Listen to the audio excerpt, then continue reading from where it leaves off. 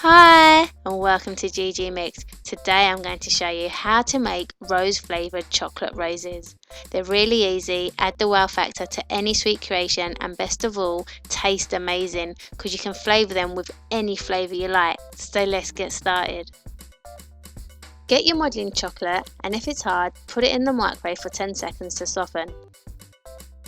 Now it should be soft but still firm, and then knead until it all comes together nicely, so when you roll it out all the edges are smooth and there are no cracks on the edges.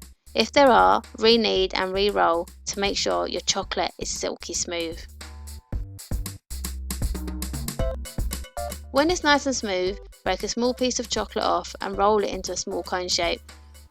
Like a sausage that is wider on one end, and this is going to be our centre bud. Now I have these easy rose cutters, but if you don't, you can still make these beautiful flavoured chocolate roses with just a knife. I'll show you how to do it in a moment.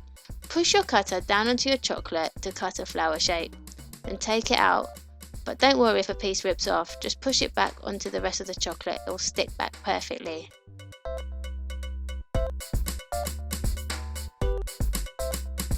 And place your first flower on a flour foam pad, and with a ball tool, run it gently across the edges to thin the chocolate out. This will make the rose petals look more realistic, but if you don't have a fondant ball tool, don't worry, I've got you covered. I'll show you how to get the same results with the end of a paintbrush or a toothpick. I'll show you how to do that in a minute. Now get your cone bud and cut a petal off and stick it onto your cone. Just by pressing the base of the petal to the base of the cone, but don't worry about it falling off, the chocolate sticks really well.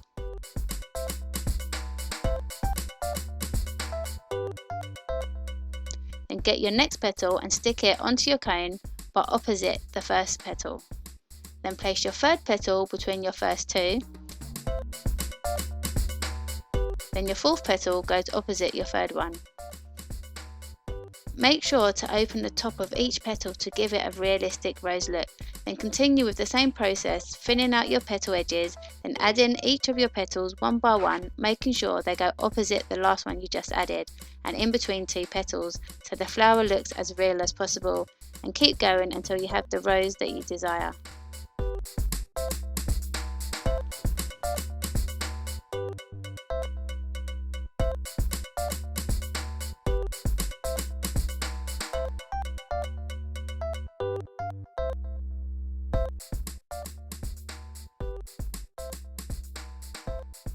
Okay, I told you if you don't have a fondant ball tool not to worry. You can either use a clean fondant brush that you use for food and using the end roll it gently on the petal edges to thin them out. Or you can do exactly the same thing with a toothpick, just be very gentle not to tip the top forward because you'll end up ripping your chocolate.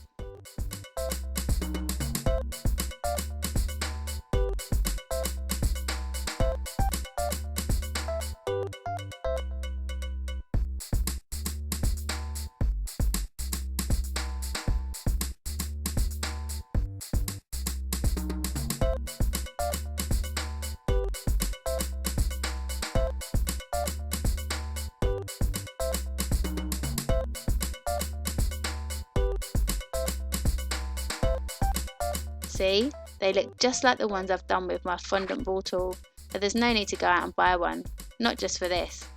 Okay, now let me show you how to make your petals even if you don't have one of these cutters. It's super easy, just get a knife and cut a petal shape, thin out the edges with whatever method you choose and just stick it onto your chocolate flower. See, you can't even tell that I've used different things to thin out my petal edges or different shaped petals. Remember, each flower and rose is unique and different. Not all petals are the same, and the more organic looking your rose is, the more realistic it'll look. When you're done adding your petals, play around with the tops of each one, curling them over gently, adding a little wave or crease to give it that added oomph and realness.